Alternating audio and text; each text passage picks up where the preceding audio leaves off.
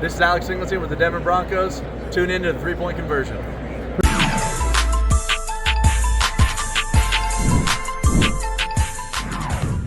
Super hot here. That's about the only thing that's beating us up right now. So, but it's been very good to get with the guys, compete a little bit. I don't know the OTA and tag off stuff, so a lot of competition going on.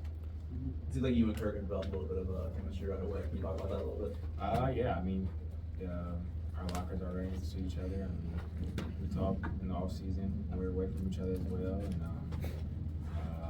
I mean, just creating a relationship, and it's just like with anybody else, you know, just talking, just doing a lot of talking, and just creating that relationship. I think you're the most experienced wide receiver as far as playing time here. Mm-hmm. Being so young, have the coaches come to you and say they want you to be more vocal, or have you told yourself like, hey, let me go ahead and be more vocal, and how have you adjusted to that? Yeah, I mean, I'm talking all the time. I'm giving some advice to the guys. They always come up to me and call on my phone and whatnot, but yeah, when they call me like OG, I like stop that. I'm not old at all. So, but other than that, yeah, I'm definitely being vocal. Not more vocal than I've ever been, but just being me, and if anybody got questions, I'm willing to answer. The more you've hung out with Drake, what kind of stands out to you about off the field?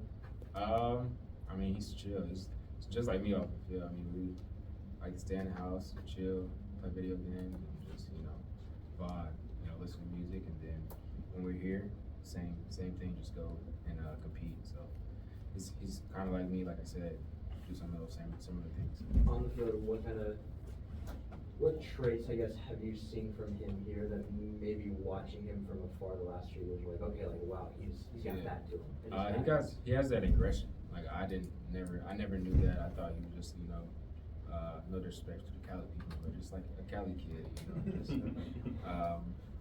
but he has that aggressive to him for sure, and I love it. Sometimes they try to calm him down a little bit, but I love it. With a lot of offensive weapons, what do you think you can add to this offense coming in as a free agent? I mean, I'm just going to be me. It's a lot of highlights that I've already done, and I'm trying to continue to get back to what everybody see, and just be me. Obviously, I want to dominate, and I didn't come here not to dominate. So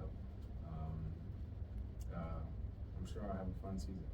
What do some of those conversations between you and Kirk look like? For the quarterback, as experienced as he is he kind of sharing his preferences with like how you're breaking off your route, how you're coming back to depth, things like that? Yeah, I mean, he lets me be me, he lets me have that freedom, but he also give me some things that he's done with other players, and I mean, Kirk is Kirk. I mean, he's had all these guys that are great receivers. He had Diggs, Adam Thielen, Jets, Deshaun Jackson, Pierre. But out of all those guys, Kirk has been the main guy. So Kirk is the guy. He's the reason why everybody's flowing. So kudos to everybody, doing their thing, getting the shine. But Kirk is the guy for sure. That's making everything happen.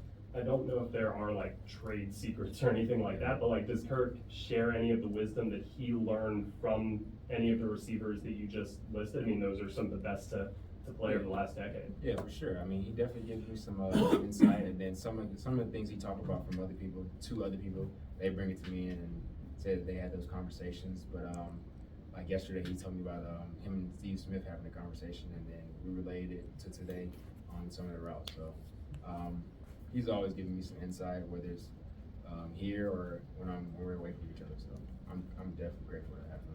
Is it more of an advantage for you to come into a new team when everybody else is learning this new offense rather than you're trying to catch up to everyone else?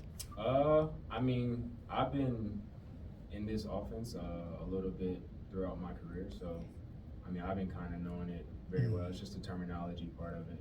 People change the word. I mean, have the same word, but it just means a little different. And the bad thing about focusing in on and knowing the offense very, very well, you tend to bring some of the old stuff that you already learned to here or like a new offense, and you just got to change your way of thinking of what their terminology is. So I think I kind of got the upper hand of it all. So to that point, Rye even said yesterday when we were talking to him that he felt like the retention was there from where y'all left off in June to Oh, yeah. coming back.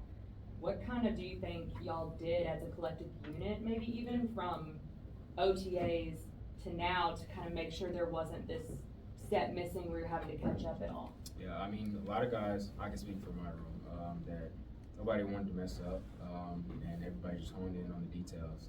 And I give the the coaching staff, the crew, all the credit for like when we got back that we just hit it. See where we were at, and we kind of like did really good. Usually, like you start back on install 1, and we definitely are not on install 1 at all. We're back like where we left off. We're running some of the deeper installs that we put in late, and I mean, it feels good to do it that way than just starting over on the basic plays. That was something that Kirk talked about the very first day. It kind of looked like y'all were just doing walkthroughs that very first day, but he was like, there was a lot more than meets the eye that first day. Yeah. How much, kind of when you think back to previous camps that you've had, or even going back to college, like those first early days of camp, where does that compare in terms of how much y'all are actually doing in terms of mental reps? I feel like we're far-fetched ahead. I mean, I think that some guys, when you're going to like back to training camp, the coaches are testing you to be like, dude, does he know the playbook? Was he looking at it in the off season? But with these guys, they're giving you like the confidence that like, hey, we might mess up, but hey, we're gonna throw it all at you guys, and if you mess up, we'll fix it. But if you don't, hey, we see where we're at, and don't really have a lot of mistakes. So I mean, like I said, I give all the credit to the coaching staff for that for sure. How During much does OTAs? Kirk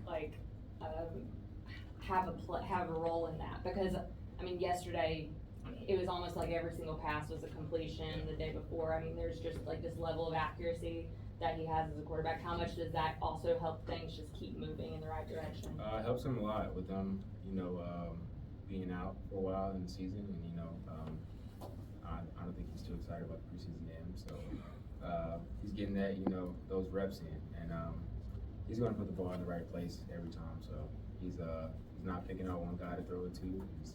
He's deciding, reading the coverage, and throwing it to the right spot. So like I said, it's helping him a lot with getting the reps in early on. During OTAs, Coach Morris said that team chemistry isn't really built until team camp. So how have you said during training camp, how have you seen that start to progress? With like I said, I can only speak for my room. I mean, we have group messages. We get together and have our own walkthroughs, and with the dorms that we're living in, we're basically like we're in college again. So when you're in college, you have a brother that you're living with. So every day, every day. So it's been nice. And I think that's the way you build it. And then on defense, the defensive players talk to me a lot and ask me some advice, and I'm always willing to help. So Is that First pattern practice. I think Wednesday. when you say you talk to the offensive players, is that something this coaching staff encourages, given their kind of experience on both sides of the ball? Yeah, I mean, they don't really talk about things, but they just let the locker room be the locker room.